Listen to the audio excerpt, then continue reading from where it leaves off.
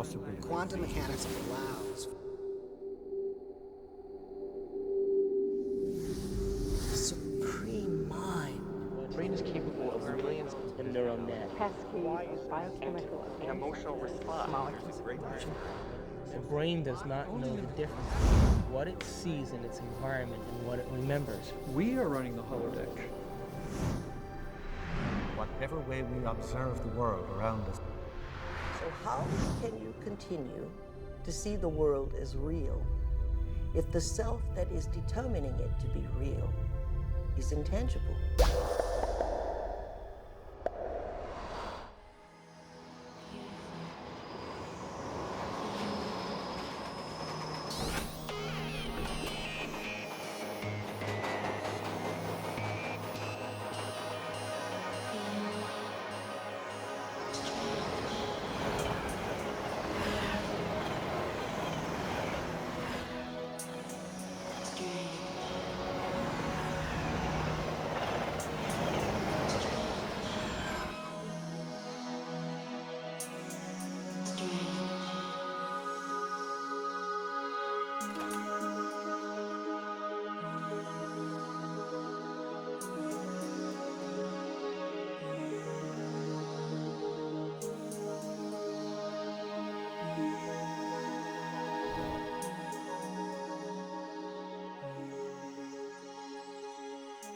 Are all realities existing simultaneously?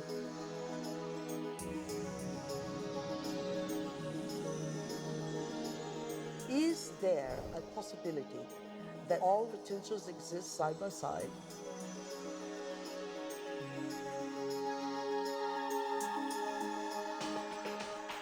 Have you ever seen yourself through the eyes of someone else that you have become?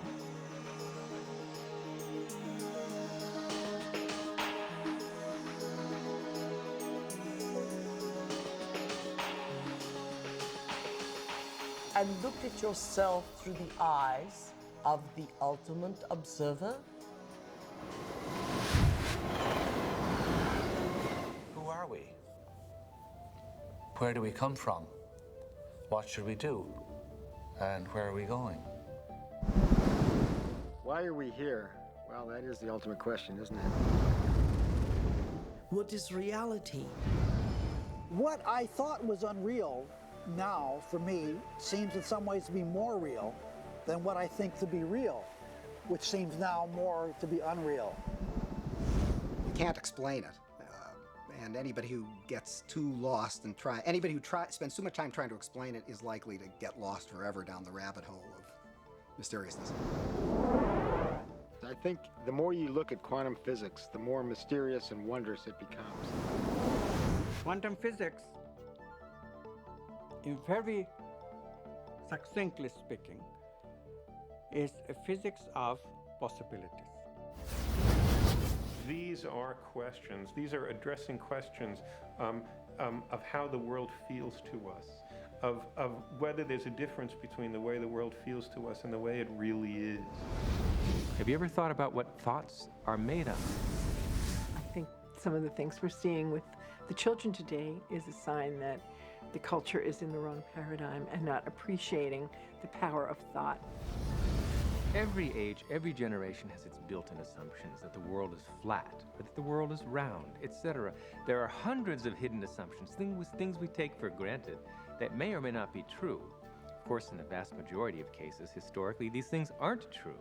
So presumably, if history is any guide, much about what we take for granted about the world simply isn't true. But we're locked into these precepts without even knowing it oftentimes. That's a paradox. Modern materialism strips people of the need to feel responsible. And often enough, so does religion. But I think if you take quantum mechanics seriously enough, it puts the responsibility squarely in your lap, and it doesn't give answers that are clear-cut and comforting.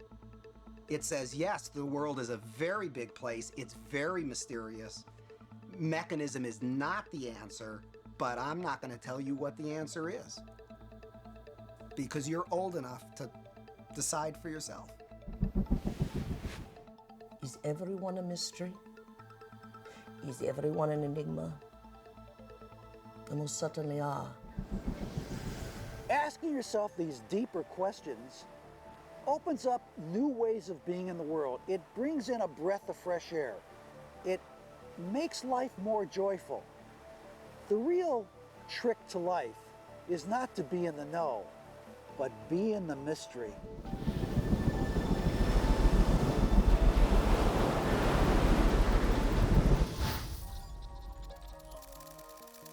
It's time to get wise.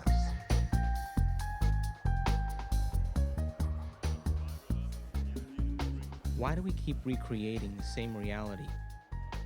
Why do we keep having the same relationships? Why do we keep getting the same jobs over and over again? In this infinite sea of potentials that exist around us, how come we keep recreating the same realities?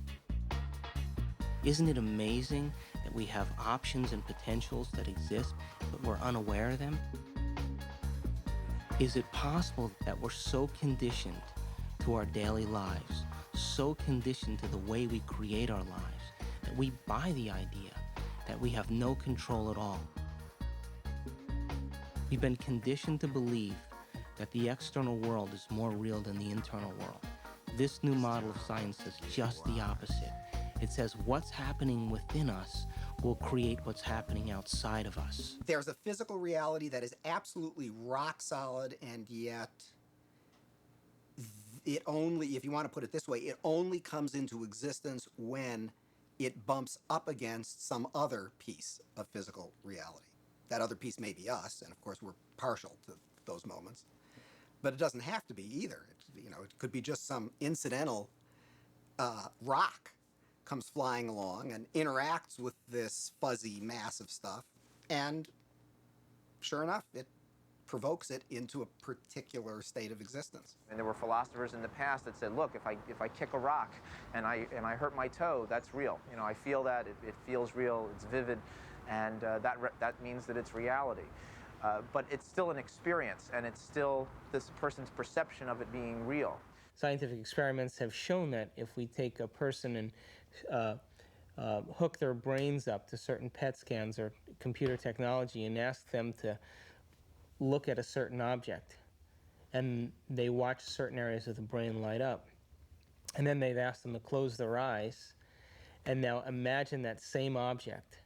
And when they imagine that same object, it produced the same areas of the brain to light up as if they were actually visually looking at it. So it caused scientists to back up and ask this question. So who sees then? Does the brain see, or do the eyes see? And what is reality? Is reality what we're seeing with our brain, or is reality what we're seeing with our eyes? And the truth is that the brain does not know the difference between what it sees in its environment and what it remembers, because the same specific neural nets are then firing. So then it asks the question, what is reality?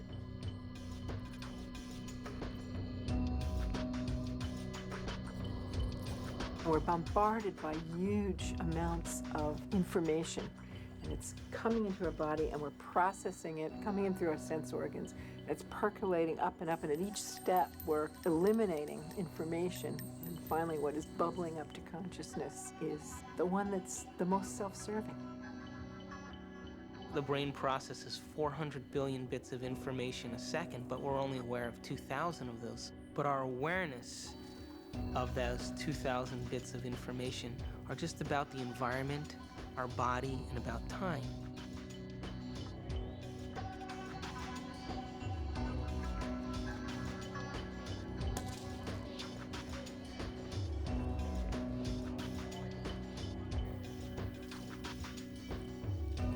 We're living in a world where all we see is the tip of the iceberg. The classical tip of an immense quantum mechanical iceberg. Hey, wow! You got a lot of shots to develop? No. Oh, bummer. Well, I'll catch you later.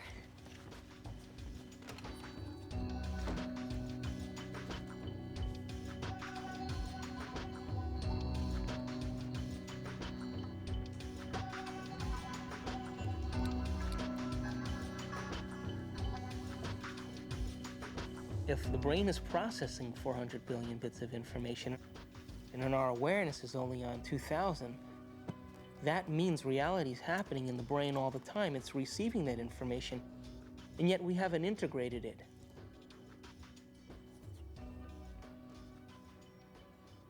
The eyes are like the lens, but the tape that's really seeing is the back of the brain. It's called the visual cortex. It's right back here. It's like this camera and it's tape. Did you know that the brain imprints what it has the ability to see? Now, this is important. For example, this camera is seeing a lot more around me than what is here, because it has no objection and no judgment.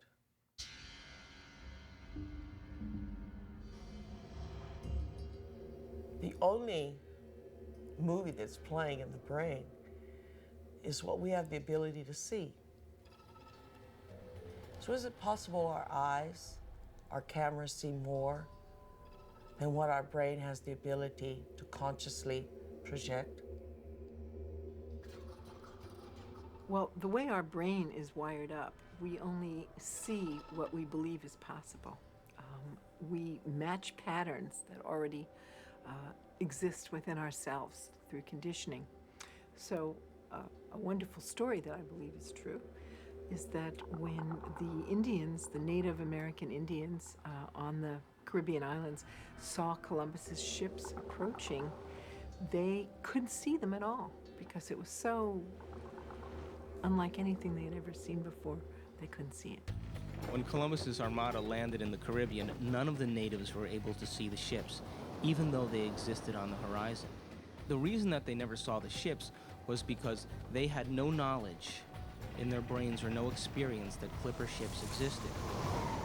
So the shaman starts to notice that there's ripples out in the ocean, but he sees no ship, but he starts to wonder what's causing the effect. So every day he goes out and looks and looks and looks, and after a period of time, he's able to see the ships. And once he sees the ships, he tells everybody else that ships exist out there because everybody trusted and believed in him. They saw them also.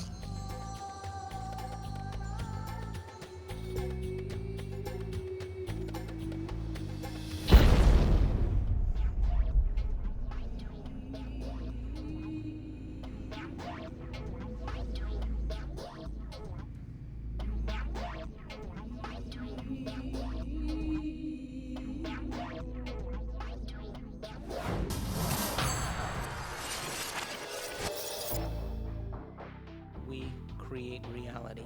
We're reality-producing machines. We create the effects of reality all the time. We always perceive something after reflection in the mirror of memory. As far as whether or not we're just living in a big holodeck or not, it's a question that we don't necessarily have a good answer to. I think this is a big philosophical problem that we have to deal with in terms of what science can say about our world, because we are always the observer in science. So we are still always constrained by what is ultimately coming into the human brain that allows us to see and perceive the things that we do. So it is conceivable that all of this really is just a great illusion that we have no way of really getting outside of to see what is really out there. Your brain doesn't know the difference between what's taking place out there and what's taking place in here. There is no out there, independent of what's going on in here.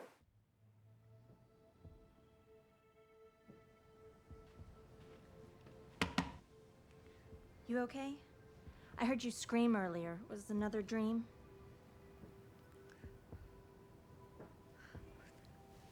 You were an Indian, watching Columbus's ship materialize out of thin air. Wow. And this medicine man kept hitting you. Cool. Hey, maybe it was a past life or a parallel reality or a future life.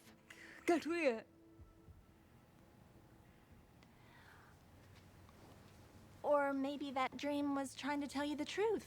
I guess it just depends on what you think is real. Maybe you should try different anxiety pills. My pills are fine, okay? Thank you. I have to go get dressed. I hope you feel better, Amanda.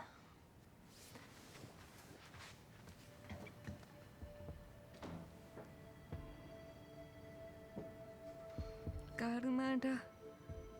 I could be such an asshole.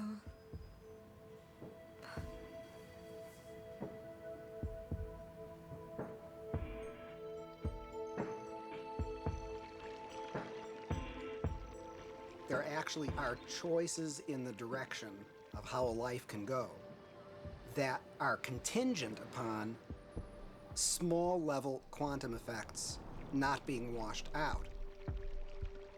First of all, let's talk about the subatomic world, and then we'll talk about what it's telling us about reality. The first thing I want to tell you about the subatomic world is it's totally a fantasy created by mad physicists trying to figure out what the heck is going on when they do these little experiments. By little experiments, I mean big energy in little spaces and little pieces of time.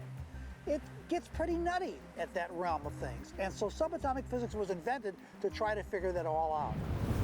We need a new science down there. It's called quantum physics, and it is subject to a whole range of debatable hypotheses, thoughts, feelings, intuitions as to what the heck is really going on. Matter is not what we have long thought it to be. To the scientist, matter has always been thought of as sort of the ultimate in that which is static and predictable. Within all the atoms and molecules, all the space within the particles take up an insignificant amount of the volume of an atom or molecule, the fundamental particles. The rest of it is vacuum. What seems to happen is that particles appear and disappear all the time. So where do they go when they're not here? Now, that question is tricky. I'm going to give you two answers.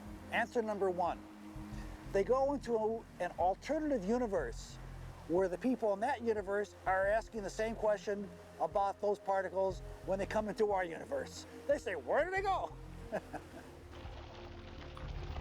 There's a great mystery called the mystery of the direction of time. There's a certain sense in which the fundamental laws of physics that we have don't make any interesting distinction, say, between past and future. For example, it's a puzzle from the standpoint of the fundamental laws of physics. Why we should be able to remember the past and not have the same kind of epistemic access to the future. It's a puzzle from the standpoint of these laws, why we should think something like, by acting now, we can affect the future but not the past. These things, that we have a different kind of epistemic access to the past and the future, that we have a different kind of control by acting now over the future than we do over the past. These things are so fundamental to the way we experience the world that that it seems to me not to be curious about them is to be, 3/4 of the way to being dead.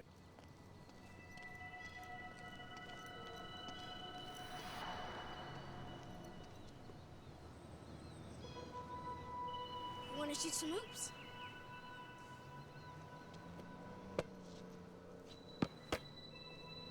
No, you don't have to be like that. Come on and play. Look, he likes you. Don't you have time for a little one-on-one? How long has it been since you played? Come on, you got the ball. Take a shot. No, my lady, not from there. It's out of bounds. Gotta be on the court to be in play.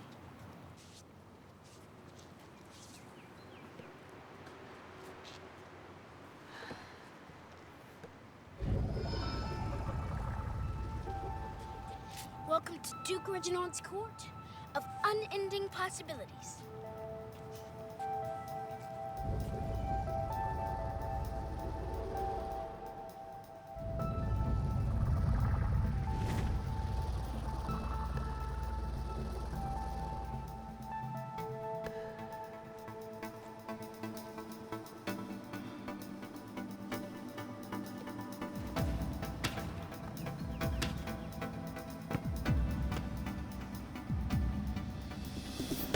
Court rules.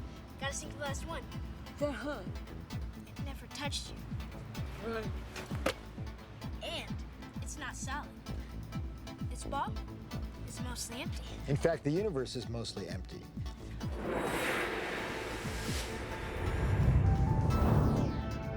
We like to think of space as empty and matter as solid. But in fact, there is essentially nothing to matter whatsoever. It's completely insubstantial. Take a look at an atom. We think of it as a kind of hard ball. Then we say, oh, well, no, not really. It's this little tiny point of really dense matter right at the center, surrounded by a kind of fluffy probability cloud of electrons popping in and out of existence. But then it turns out that that's not even right. Even the nucleus, which we think of as so dense, pops in and out of existence just as readily as the electrons do. The most solid thing you can say about all this insubstantial matter is that it's more like a thought. It's like a concentrated bit of information. What makes up things are not more things, but what makes up things are ideas, concepts, information. And like I said, it never touches.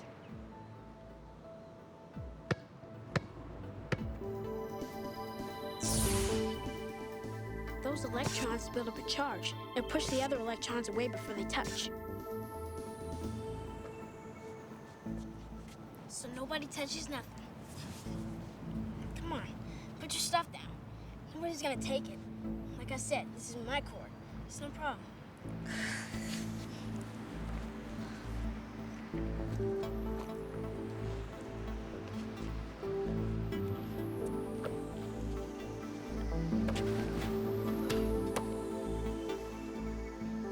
How long has it been? I bleep. It's only in conscious experience that it seems that we move forward in time. In quantum theory, you can also go backwards in time. You can always go back in time.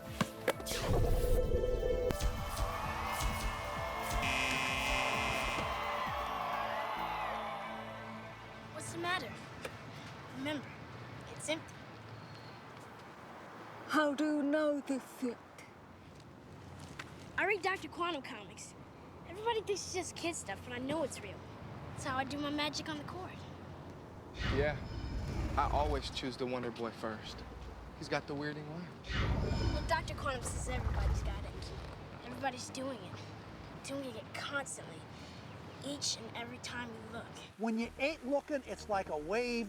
When you are looking, it's like a particle. When you are not looking, there are waves of possibility. When you are looking, then there are particles of experience. A particle, which we think of as a solid thing, really exists in a so-called superposition, a spread out wave of possible locations. And it's in all of those at once. The instant you check on it, it snaps into just one of those possible positions. Quantum superposition implies that a particle can be in two or more places or states simultaneously. And this is a very bizarre concept and one of the hallmarks of the quantum world. Superheroes use superposition, with the world being potential strips of reality.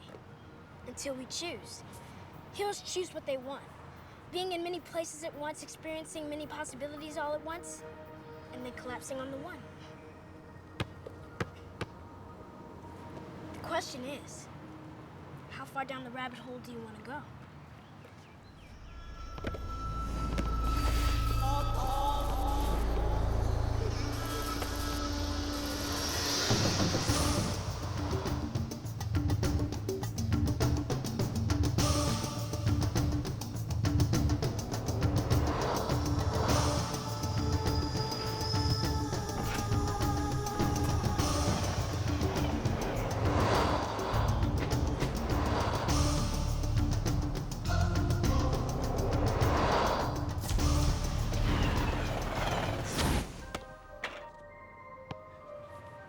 Shot.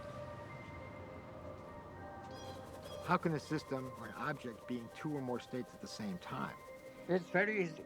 Instead of thinking of things as things, we all have a habit of thinking that everything around us is already a thing, existing without my input, without my choice.